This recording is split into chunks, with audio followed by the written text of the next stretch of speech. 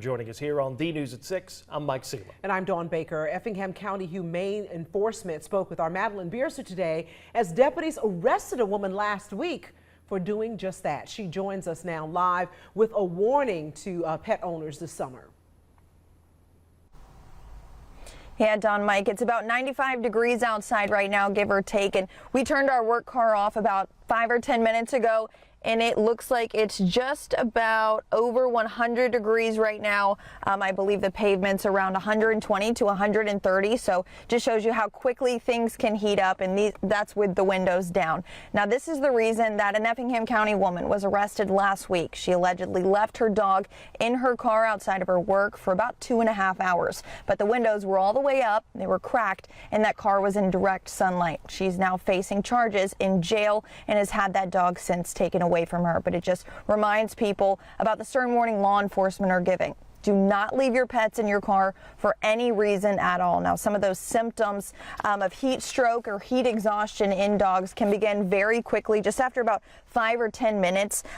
Imagine 2.5 hours of that heat. So, for example, if it's 95 degrees outside, after 10 minutes, it's 114 degrees. Then after 30 minutes, it gets to 130 degrees inside of the car. After an hour, nearly 140. So imagine you're an animal with a fur coat on. Even 10 minutes in 115-degree heat can lead to heat exhaustion quickly.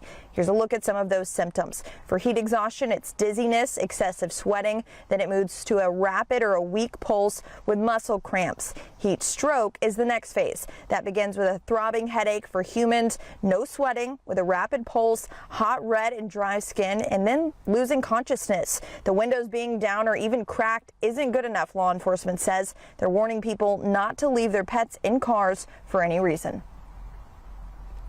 And I think there have been some situations where people have broken windows in good faith, but unfortunately they're damaging someone's property, so I would not suggest doing that. Waiting for law enforcement to get there. You're doing your duty by seeing the issue, reporting it, calling 911, getting help on the way, and then at that point just monitor, observe. This woman, Serria Tillman, was arrested and charged with animal cruelty. She's still in jail as of tonight. Another aspect of these hot temps, though, is the pavement. So if it's 95 degrees out, the grass is 10 degrees hotter than that. The concrete can get up to 135, the asphalt up to 140. So those paw pads can burn very easily. Make sure you're walking your dog only on the grass, or wait until nighttime when things have cooled off a little bit. And even if you do leave your dog in your car when the air is running, when your car is running, you need to make sure that your car is not one of those models that turns off after 15 or 30 minutes or even an hour. And then also as well, if you see something, always make sure to say something. Reporting live in Savannah, Madeline Bierster, WTOC News.